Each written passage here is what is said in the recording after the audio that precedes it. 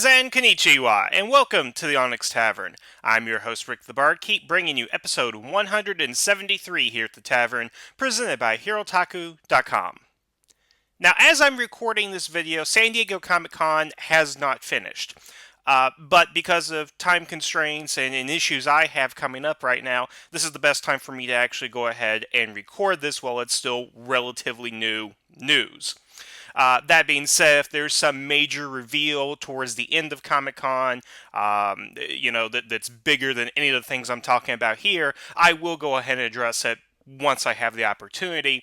But there are enough things for me to go ahead and talk about right now to, at least entertain you guys and inform you as best I can.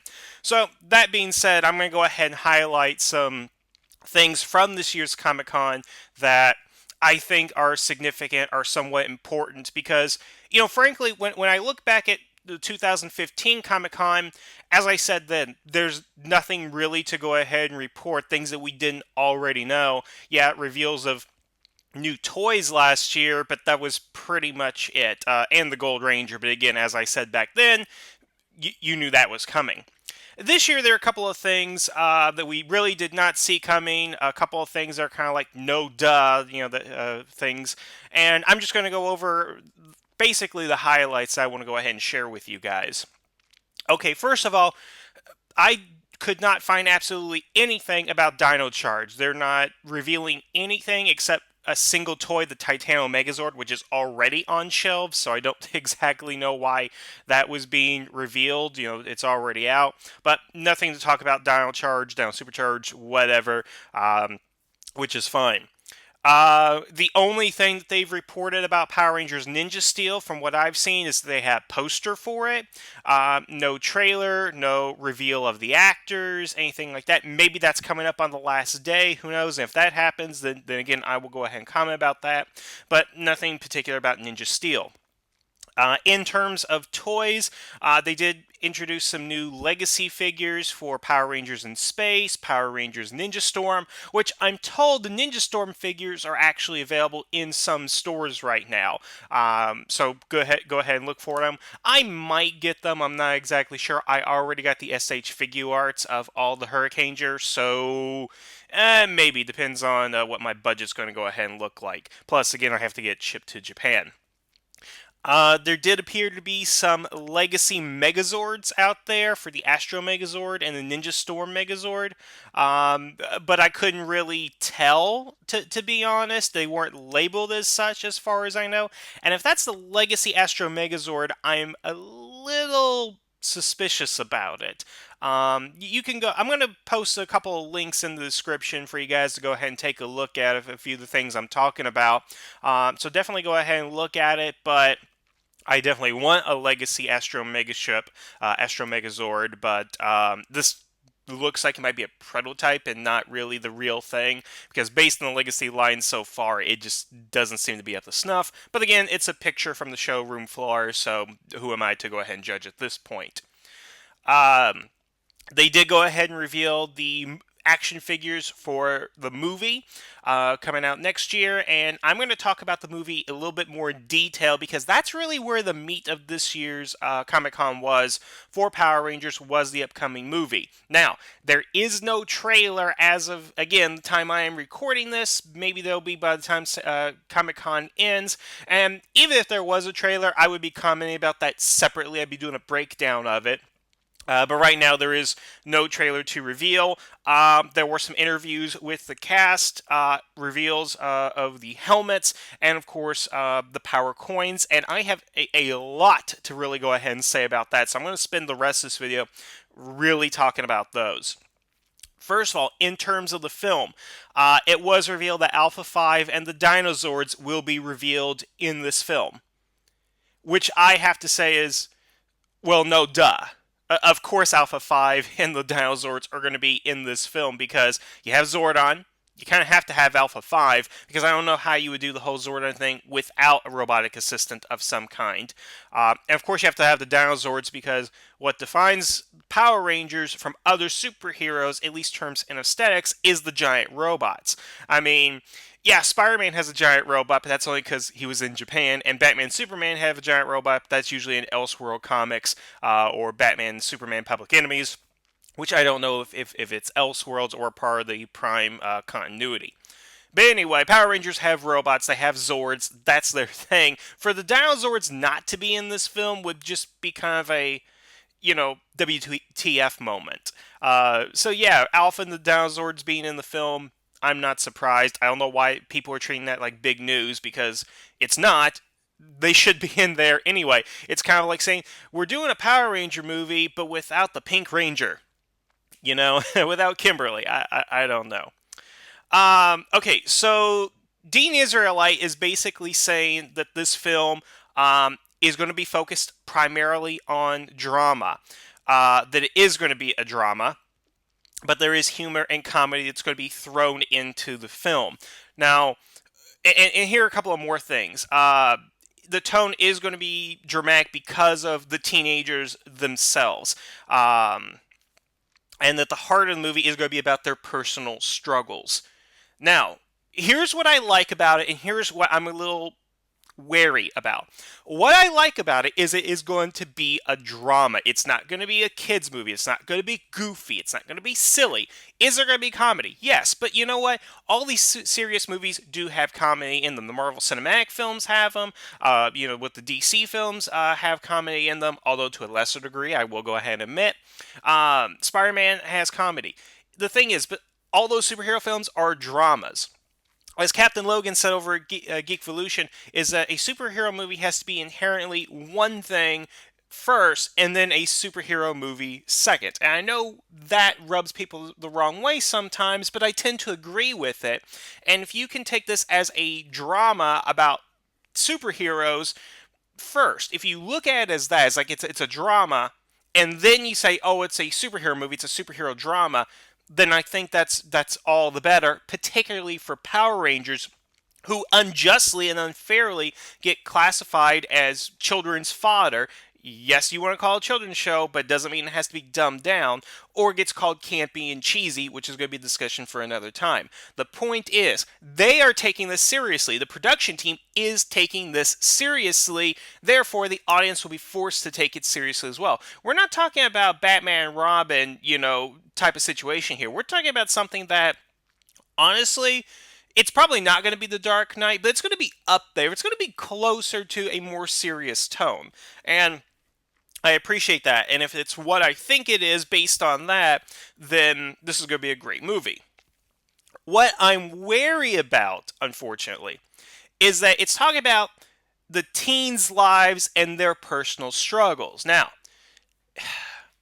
this kind of makes me feel like it's going to be like Dawson's Creek with Power Rangers, which I know is an old reference now, but I don't want this to be love triangles and gossip and, oh my god, high school is the most important thing ever, and whatever happens at these lockers is the most important thing in the world.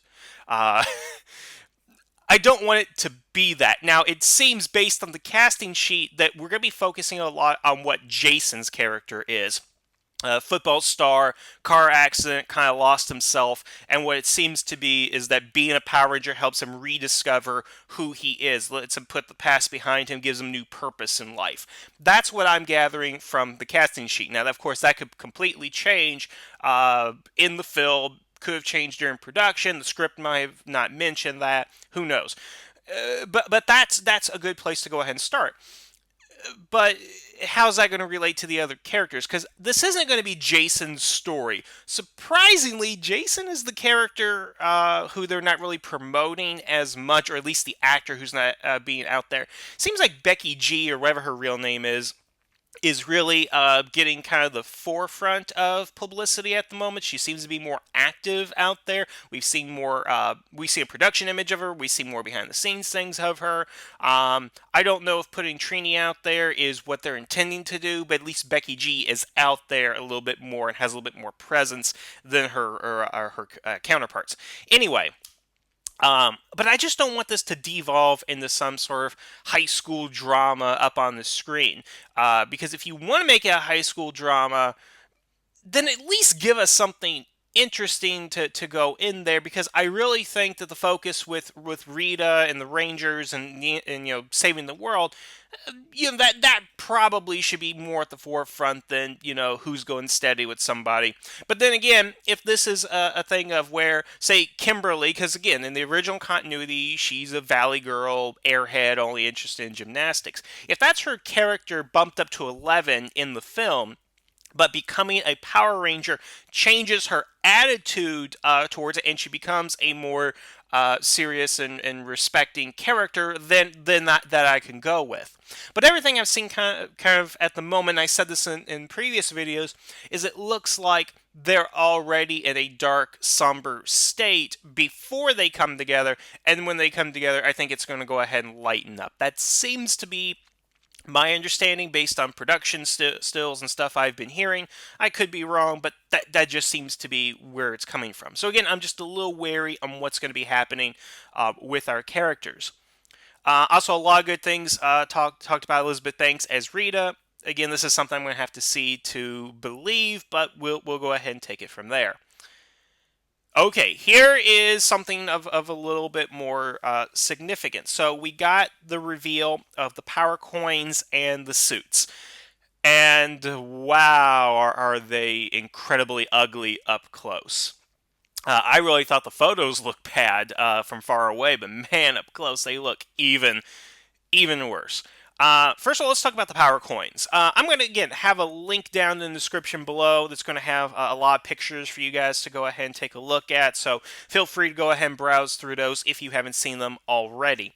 But here's the thing about the power coins. The original power coins, the Dino Metal, whatever you want to go ahead and call them, were actually coins and actually had images of the dinosaurs on them. So when you look at them, you're like, oh, that's the Triceratops coin, that's the Mastodon coin, that's the Pterodactyl coin. You knew what they were. What the new dino coins look like now is look like something Dr. Hammond found while trying to find dino DNA. Seriously, the design looks like, the fossilized amber from Jurassic Park. Now, could that be intentional? Absolutely.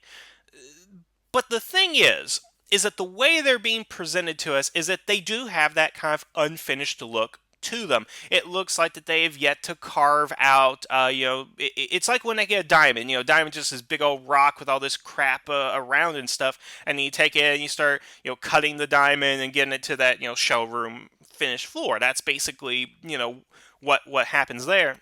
And that's what we got going on with the dino coins, is that it looks like that they just pulled them out of the earth and nobody has refined them into their final forms. What's kind of odd is that they don't have the dinosaur symbols on them, except for those who were actually at the Comic-Con to get the coins.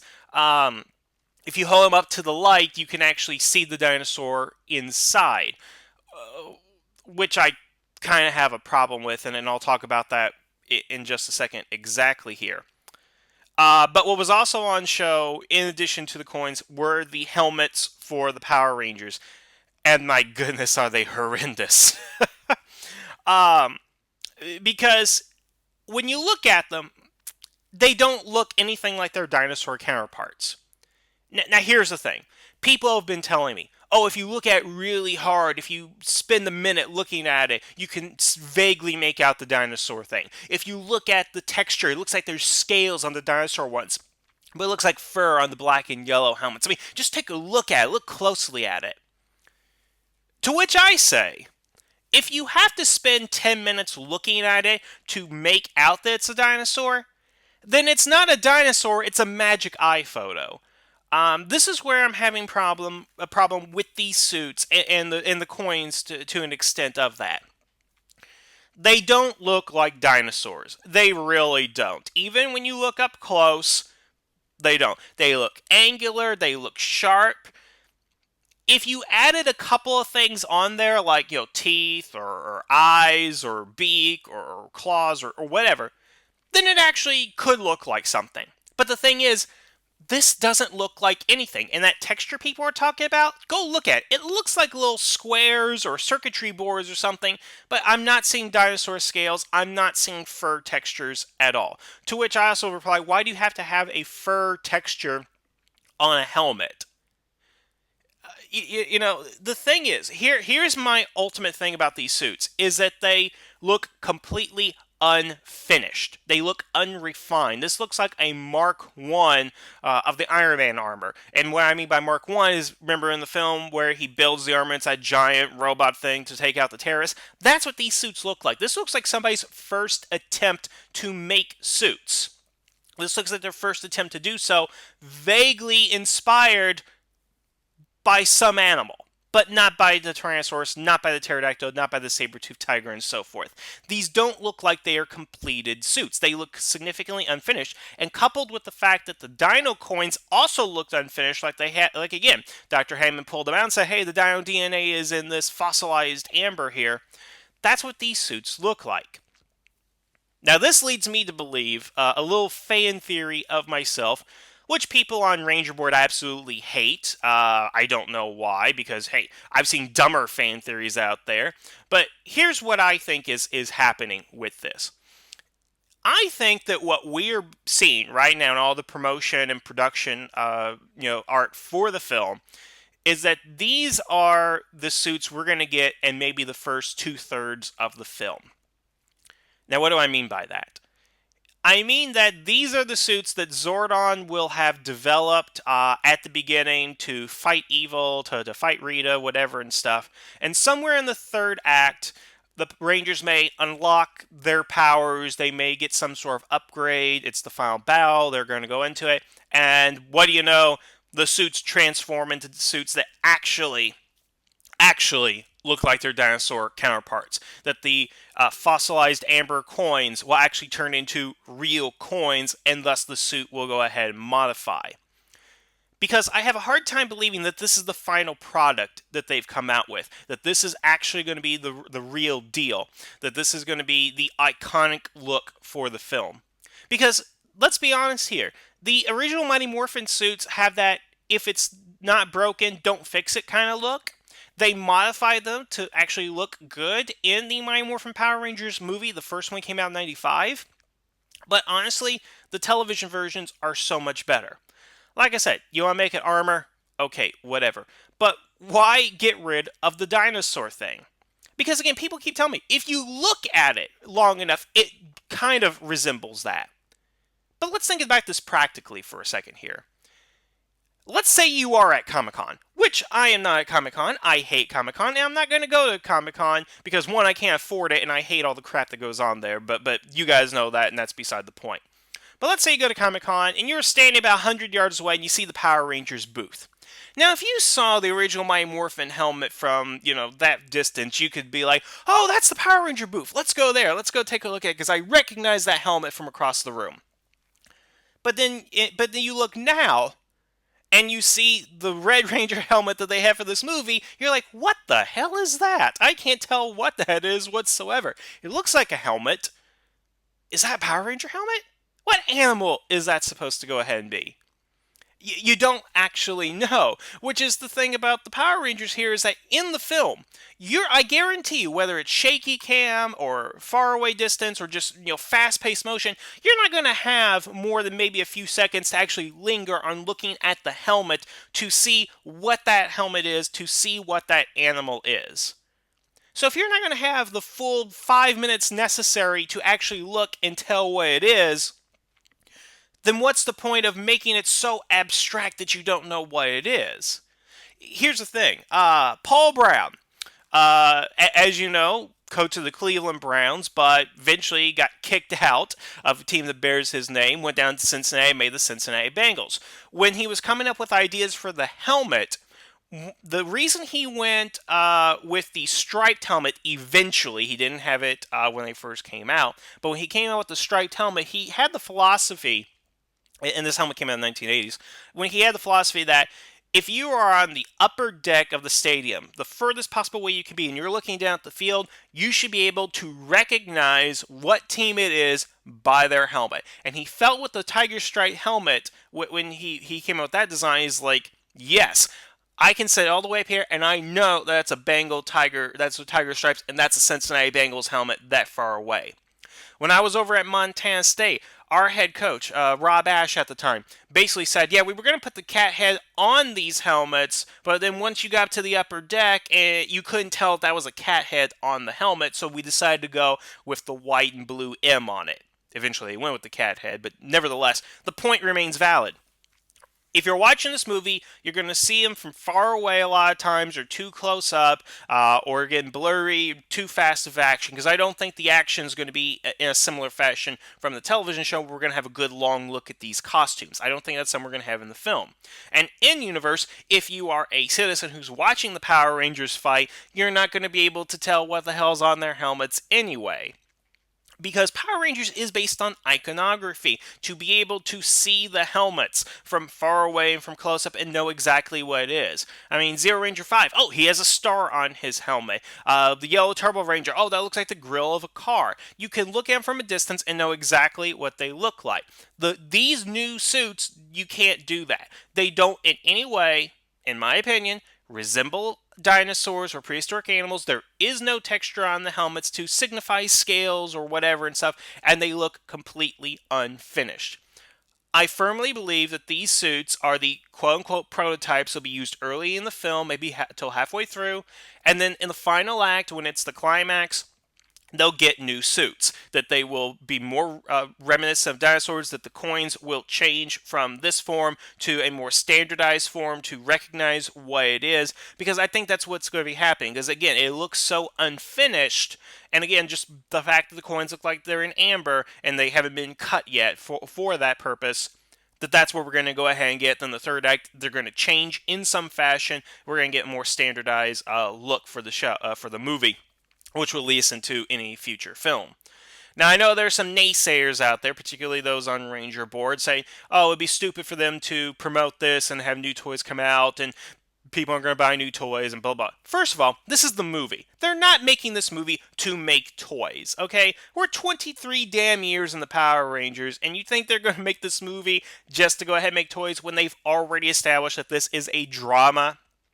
That this is something that's going to be, for older audiences. I mean, obviously it'll be accessible for younger people, younger kids who are into Dino Supercharge and watching Ninja Steel, but there's no way you're going to convince me that they're only making toys, or they're only making this movie to sell more toys, because that's a bullcrap argument, because how many Dino Charge figures do we have at the moment anyway? We have the regular, we have the Dino Drive, the Super Dino Drive, and who knows how many other things.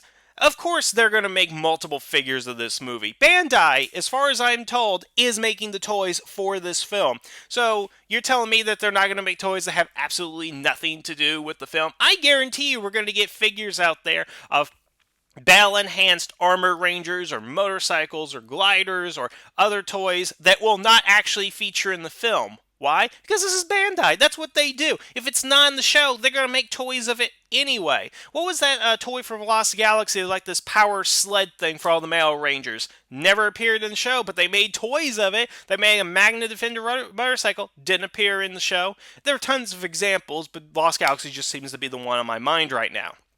The point is that I'm trying to go ahead and make is, this could be a good twist in the film. That the marketing is saying, oh, you be expecting this, but you're going to get something else. I mean, look at it. Here's some examples. I mean, first of all, Iron Man 3, the Mandarin. Wasn't that an interesting twist? The marketing said one thing, but the movie said another thing. But you apply the logic people are putting on there, well, they wouldn't make a toy of the Mandarin just to have a, blah, blah, blah. I'm not going to spoil that movie, but you guys get the point. And superheroes, they change costumes in movies all the time. Captain America, the first Avenger, he had his USO outfit. Then he had his outfit when he went to save Bucky and all of them. And then they had the finalized outfit in the movie where he had the new shield and everything. That's like 3 outfits within the film. Then you get into Winter Soldier. He has his Director of Shield uniform, and then he switches that out for his WW2 uniform. Look at Iron Man. In the first movie, he had 3 marks. He had the Mark 1, he had the Mark 2, and he had the Mark 3. He had 3 different suits in that film, not including the Ironmonger. You take to Iron Man 2, the Avengers. In the Avengers, I think he had 2 suits of armor in that film. Iron Man 3, he had the entire Iron Legion. And that wasn't revealed until, like, late trailers came out. The point I'm getting at is that superheroes, of late, are changing their uniforms in the middle of the film to something else that's not being advertised. Heck, look at Batman and Robin, going back to that example from 1997. Batman had a suit that was reminiscent of the Michael Keaton outfit early in the film. Then the Riddler destroys the Batcave and all his suits, except for the prototype that he uses at the end of the movie, which is completely different, and of course is not marketed on the poster or anything. They use the traditional Michael Keaton-esque Batsuit. So the point I'm making is that they can totally do this. Are they going to? It seems logical based on what they're putting out there. Unfinished designs, power coins of this manner. It just seems that Rita's costume is far more refined than what the Ranger's costume looks like. So it just seems to me this is the direction that they would be going, changing in the 3rd act to something that's more traditional, looks like the Power Rangers. And am I saying all this just because I hate the new suits? No, it's not because I hate the new suits, which I do. It's because they don't look like Power Rangers. They don't look like what they're supposed to look like. It's like taking a Batman outfit and painting it neon green and saying this is the suit that Batman's going to be wearing for the film. Heck, even Batman in the Batman Begins, different suit. He goes out before he dresses like a bat, then he goes out and actually dresses like a bat in that movie. Hey, Dark Knight, same thing. Suit at the beginning of the film, and then the one where he can move his neck around. So this happens. People do this. They change suits in movies, and this is something that I believe is totally going to go ahead and happen because it makes sense with the evidence that we're given. Because there's no way they're going to take these suits out and parade them around and say, yes, this is totally a Tyrannosaurus suit, or this is totally a Mastodon suit. Because you can get anybody who's never seen Power Rangers, never doesn't understand about it, and say, what animal is this? And you look at it and they're like, nah, I don't know.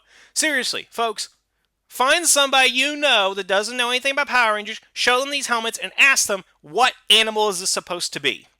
And see what they say. I dare you. I challenge every one of my listeners to do that and see what happens. And see what animal they come up with, if any at all.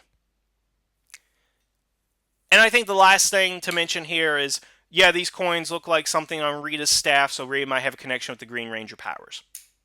And folks, please, let's not talk about the Green Ranger. We haven't even gotten this movie out yet. You're already talking about future movies here. Okay? I mean, yeah, I know I talked about like a couple more movies, talk about a series of films. That's one thing, but can we just leave the Green Ranger speculation out of this and just figure out what these 5 Rangers are going to be before we come up with 6 Ranger? Because that always bugs me. People getting ahead of themselves. Oh, we just got introduced to these new Rangers. When's the 6th Ranger going to show up? Let's not get too ahead of ourselves. Okay? That's it. That's honestly all I really have to talk about right now. Again, if something new comes out, if there's a big announcement, I will do my best to go ahead and address it with you guys.